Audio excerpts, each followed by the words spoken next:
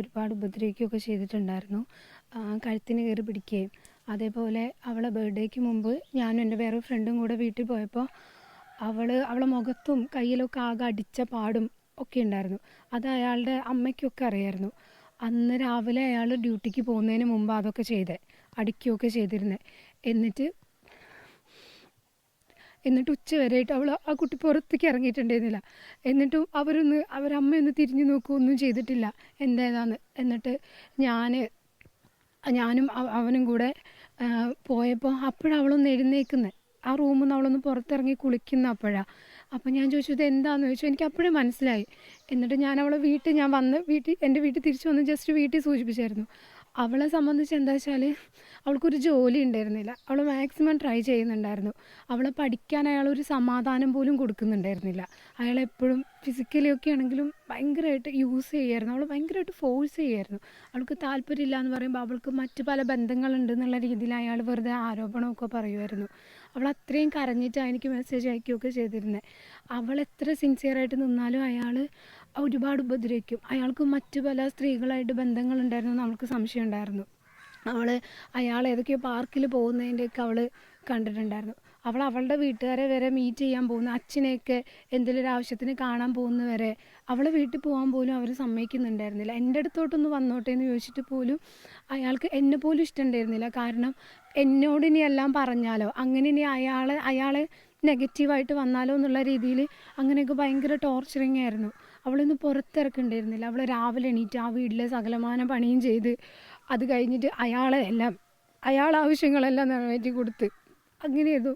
അവളൊന്ന് പുറത്തിറങ്ങാനോ ഒന്ന് പുറത്ത് കൊണ്ടുപോകാനോ ഒന്നിനും ആക്കുന്നുണ്ടായിരുന്നില്ല. അവളെ ഭയങ്കരമായിട്ട് ഫോഴ്സ് ചെയ്യുന്നുണ്ടായിരുന്നു. അവൾ ഭയങ്കര മോശമായിട്ട് തന്നെ അവളതിന് സമ്മതിച്ചില്ലെങ്കിൽ അവൾക്ക് വേറെ ആളുകളായിട്ട് ബന്ധമുള്ളതുകൊണ്ടാണ് നീ സമ്മതിക്കാത്ത, അങ്ങനെയാണ് ഇങ്ങനെയാണെന്നുള്ള രീതിയിൽ വെറുതെ. അവളെ സംബന്ധിച്ച് അവൾ ഒരിക്കലും അങ്ങനെ ഒരു കുട്ടിയല്ല. അവളിതിനു മുമ്പ് കഴുത്തിന് ഏറി പിടിച്ചിട്ടുണ്ട്. അതേപോലെ അവളെ ഫോഴ്സ് ചെയ്ത് സെക്സ് ചെയ്യാൻ വേണ്ടിയിട്ടൊക്കെ ആണെങ്കിലും ഭയങ്കരമായിട്ട് ഫോഴ്സ് ചെയ്യും. അവൾ എന്നോടൊന്ന് സംസാരിക്കട്ടാന്നൊക്കെ ചോദിക്കുമ്പോൾ അയാൾ ഉടനെ ഇതാ ചെയ്യുക, ഇത് മതി, അയാൾക്കിത് മതി. എന്നിട്ട് അവൾ വിട്ടു പോകുമെന്ന് പറയുമ്പോൾ ഉടനെ അയാളെ സംബന്ധിച്ച് അയാളെ ചുറ്റിക്കളി പുറത്തറിയാണ്ടിരിക്കാൻ അയാളെ വീട്ടിൽ അയാളെ അമ്മയ്ക്ക് കൂട്ടായിട്ടൊരു ഭാര്യ പദവി വേണമായിരുന്നു. അതായിരുന്നു ഇവൾക്കാണെങ്കിൽ ഒരു ജോലി ഉണ്ടായിരുന്നില്ല. സോ വീട്ടിൽ തന്നെ ഇരുന്നോളും, വീട്ടുപണിയും ചെയ്ത് വീട്ടിൽ തന്നെ ഇരുന്നോളും. അതേപോലെ ബാങ്ക് കോച്ചിങ്ങിന് അവളെ കോഴിക്കോട് കൊണ്ടാക്കിയായിരുന്നു ഹോസ്റ്റലിൽ. അവൾക്കതൊട്ടും പറ്റുന്നുണ്ടായിരുന്നില്ല. ആ ഒരു ഹോസ്റ്റൽ റൂമിൽ അവൾ ഒറ്റയ്ക്കായിരുന്നു. ഒട്ടും പറ്റുന്നുണ്ടായിരുന്നു. അവൾ കരഞ്ഞ് കാല് പിടിച്ച് അയാളോട് പറഞ്ഞു ഞാൻ വന്നോട്ടെ. അയാൾ സമ്മതിച്ചില്ല. അതേപോലെ തന്നെ അവളെ വീട്ടിൽ എടുത്തിട്ട് അയാൾ വേറെ പല എങ്ങോട്ടൊക്കെയോ കറങ്ങാനും ഒക്കെ പോകാറുണ്ടായിരുന്നു. ഇതിൻ്റെ അവളെ ഫോണിൽ അവൾ കുറേ കാര്യങ്ങൾ തെളിവായിട്ട് എടുത്തു വെച്ചിട്ടുണ്ടായിരുന്നു. അത് അയാൾ കളയുക ചെയ്തത് ഫോണിൽ നിന്ന്. ഇടയ്ക്കിടയ്ക്ക് അവളെ ഫോണ് അങ്ങനെ എന്തോ ചെയ്തിട്ട് അത് കളയുമായിരുന്നു. അവളേതൊന്നും ഉണ്ടായിരുന്നില്ല. അയാൾ ബാഗിൽ എപ്പോഴും കോണ്ടം പാക്കറ്റ് കരുതിയിട്ടാണ് പോവുക. ഒരിക്കലും നോർമലായിട്ട് ജോലിക്ക് പോകേണ്ട ഒരാൾ ഒരിക്കലും അത് ബാഗിൽ കരുതില്ല. കാരണം സ്വന്തമായിട്ടൊരു ഭാര്യ ഉള്ളപ്പോൾ എന്തിനാ അത് വെറുതെ കരുതുന്നത്. അതേപോലെ തന്നെ അയാൾ ഫോണിലേക്ക് കുറേ പേരെ ഭയങ്കരമായിട്ട് നിരന്തരമായിട്ട് അയാൾ കോൺടാക്ട് ചെയ്തിരുന്ന ലേഡീസിൻ്റെ നമ്പറൊക്കെ അവളെ കയ്യിലുണ്ടായിരുന്നു. അതിനെക്കുറിച്ചൊക്കെ ചോദിക്കുമ്പോൾ അവൾക്ക് സംശയരോഗമാണ്, അങ്ങനെയാണ് ഇങ്ങനെയാണ് പറഞ്ഞാൽ അവളെ കുറേ ഉപദ്രവിക്കുമായിരുന്നു. അതേപോലെ തന്നെ അവളായിട്ട് ഇത് ചെയ്തതിന് ശേഷം, ശാരീരിക ബന്ധത്തിൽ ഏർപ്പെട്ടതിന് ശേഷം അയാൾ പിന്നെ നിന്നെ മറ്റു പലരും ഈ രീതിയിൽ പിടിച്ചില്ലേ, നിന്നെ അവിടെ പിടിച്ചില്ലേ, ഇവിടെ അവരൊക്കെ പിടിക്കാറില്ല, ആ രീതിയിലൊക്കെ അവൾ ഭയങ്കരമായിട്ട് മാനസികമായിട്ട് ഭയങ്കരമായിട്ട് ബുദ്ധിമുട്ടായിരുന്നു. വെറുതെ അതിനകത്ത് പറയാം. അവളൊരിക്കലും അങ്ങനെ ഒരു പെൺകുട്ടിയല്ലായിരുന്നു. അവളവളെ അച്ഛനെ കാണാൻ വേണ്ടി മലപ്പുറത്ത് പോയപ്പോൾ അവൾ വേറൊരുത്തൻ്റെ കൂടെ കറങ്ങാൻ പോയതാണ്, വേറൊരുത്തൻ്റെ കൂടെ കിടക്കാൻ പോയതാണ്, ഈ രീതിയിലൊക്കെ വെറുതെ ആരോപണങ്ങൾ പറഞ്ഞ് വെറുതെ അവൾ അത്രയും മാനസികമായിട്ട് ബുദ്ധിമുട്ടുകയായിരുന്നു. അവളന്ന് മരിക്കുന്നതിന് മുമ്പ് ഉച്ചയ്ക്ക് വരെ എനിക്ക് മെസ്സേജ് അയച്ചത്, എന്നെ വിളിച്ചായിരുന്നു. എനിക്ക് പറ്റുന്നില്ല, അയാൾക്ക് അവളെ ശരീരം മാത്രം മതി, അയാളൊന്ന് സംസാരിക്കുമോ, അവർ മിണ്ട് പോലുമില്ല. അവരമ്മയാണെങ്കിലും ഒരു ദിവസം അവരെ മുമ്പ് നമ്മളെ ഉപദ്രവിച്ച് സോഫയ്ക്ക് വലിച്ചെറിഞ്ഞപ്പോൾ അതിൻ്റെ എതിരെ കേസിൻ്റെ കാര്യം അവളെ ഇനി ഉപദ്രവിക്കുകയാണെങ്കിൽ കേസ് കൊടുക്കുന്നുള്ള രീതിയിൽ പറഞ്ഞപ്പോൾ അവരമ്മ പറഞ്ഞതാണ് നീ അങ്ങനെ ചെയ്യുകയാണെന്നുണ്ടെങ്കിൽ ഞങ്ങൾ ഒരിക്കലും ആരും നിങ്ങളെ കൂടെ നിൽക്കില്ല എന്നുള്ള രീതിയിൽ. അതുപോലെ അവളെ നാത്തൂനോട് അവളെല്ലാം ഷെയർ ചെയ്തുകൊണ്ടിരുന്നതാണ്. അവൾ ഇതിനു മുമ്പ് ഒരു സൂസൈഡ് അറ്റംപ്റ്റ് ചെയ്തതാണ് ഇതിന് മുമ്പ് അവൾ ചെയ്തതാണ്. അതൊക്കെ അവരുടെ ഫാമിലിക്ക്, ഹസ്ബൻഡിൻ്റെ ഫാമിലിക്കൊക്കെ നന്നായിട്ട് അറിയാം. പക്ഷെ അവരാണെങ്കിലും ഒന്ന് കരുതൊന്നും ചെയ്തില്ല. അവളെ സംബന്ധിച്ച് അവൾക്കൊരു ജോലിയില്ല, പ്രായമായിട്ടുള്ള അച്ഛനും അമ്മയാണ്, ഒരു ജോലിയായിട്ട് ഇതെല്ലാം അവസാനിപ്പിക്കുക എന്നുള്ള രീതിയിൽ തന്നെ അവൾ നിന്നിരുന്നത്. പിന്നെ അവൾക്ക് ഭയങ്കര ഇഷ്ടമായിരുന്നു അയാളെ എത്ര മനസ്സിലാക്കിയില്ലെങ്കിലും അവൾക്ക് ഭയങ്കര കാര്യമായിരുന്നു. അവൾ ശരിയാകും, ഞാൻ കുറേ പറഞ്ഞിട്ടുണ്ട്, ഞങ്ങൾ ഫ്രണ്ട്സൊക്കെ പറഞ്ഞിട്ടുണ്ട്, നീ നിർത്തിപ്പോര്, കുഴപ്പമില്ല, ജോലിയല്ലേ, നമുക്ക് ഇവിടുന്ന് റെഡിയാക്കാം, നീ നിർത്തിപ്പോര്, അച്ഛനും അമ്മയും അവർ ഫാമിലി ആണെങ്കിൽ സ്വീകരിക്കും, അവർക്ക് അങ്ങനത്തെ ഒരു കുഴപ്പമില്ല. പക്ഷെ അവളെ സംബന്ധിച്ച് പ്രായമായിട്ടുള്ള അച്ഛനാണ്, ഇനി അച്ഛൻ നോക്കണ്ടേ, ഒരു ജോലിയായിട്ട് ആണെന്നുണ്ടെങ്കിൽ, നല്ലൊരു ജോലിയായിട്ടാണെന്നുണ്ടെങ്കിൽ അവൾ സെക്യൂർഡാണ്, സേഫാണ്, അവൾക്ക് കുഴപ്പമില്ലല്ലോ, അവൾക്ക് ജീവിക്കാമല്ലോ. ഞാൻ ജോലിയായിട്ട് ഇയാൾക്കെതിരെ എൻ്റെ ഫോണിലുള്ള എല്ലാ തെളിവും ഞാൻ ഇതാക്കും.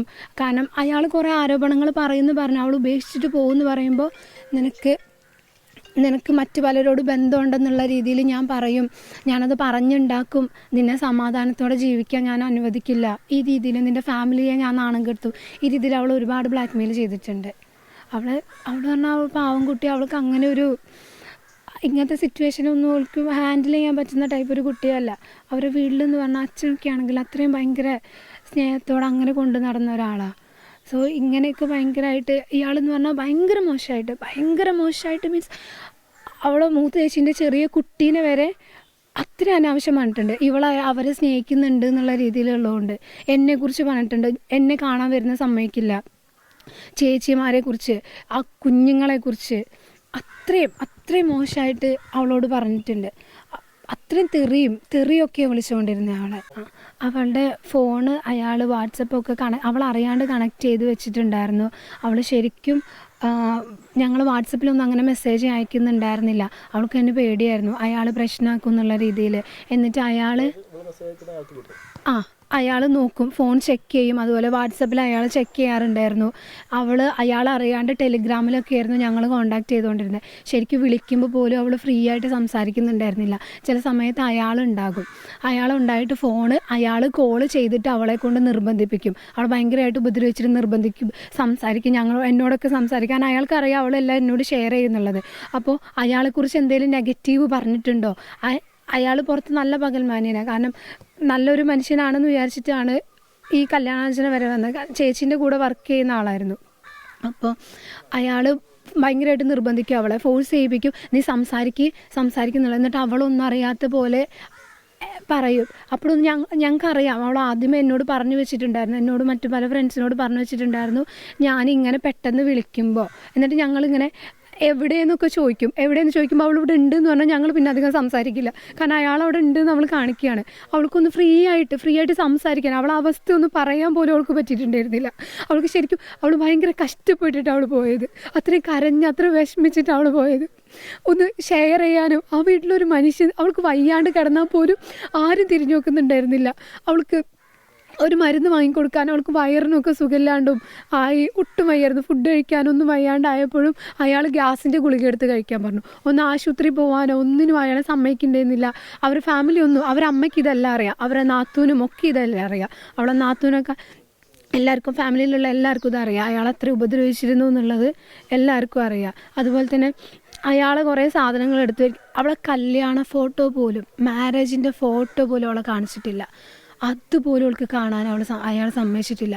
അത് കാണണ്ടെന്നാണ് പറയുന്നത്. അതുപോലും സ്വന്തം അത്രയും ആഗ്രഹിച്ചൊക്കെ കല്യാണം കഴിക്കുകയല്ലേ, ഒരു അത്ര ചെറിയ മനസ്സുള്ള പെൺകുട്ടിയാണ്. അത്രയും ഇഷ്ടപ്പെട്ട് ഓക്കെ ഇനി ലൈഫ് നന്നായിട്ട് പോകും, അവൾക്ക് ഫൈനലി ഒരു കൂട്ട് കിട്ടി എന്നുള്ള രീതിയിൽ അങ്ങനെ നിൽക്കുമ്പോൾ അയാൾ കല്യാണ ഫോട്ടോ പോലും, എൻഗേജ്മെൻറ്റിൻ്റെ ഫോട്ടോ പോലും അവൾ കാണിച്ചില്ല. എന്നിട്ട് അയാളില്ലാത്ത ഒരു ദിവസമാണ് അവൾ അതെല്ലാം നോക്കുന്നത്. അയാൾ പെൻഡ്രൈവിലെല്ലാം എടുത്ത് വെച്ചിരിക്കുക, അയാൾക്കൊരു മേശവലിപ്പിൽ അയാളെല്ലാം പൂട്ടി വെക്കും. അങ്ങനെയൊക്കെ ഭയങ്കര ഇതായിരുന്നു അവളോട്.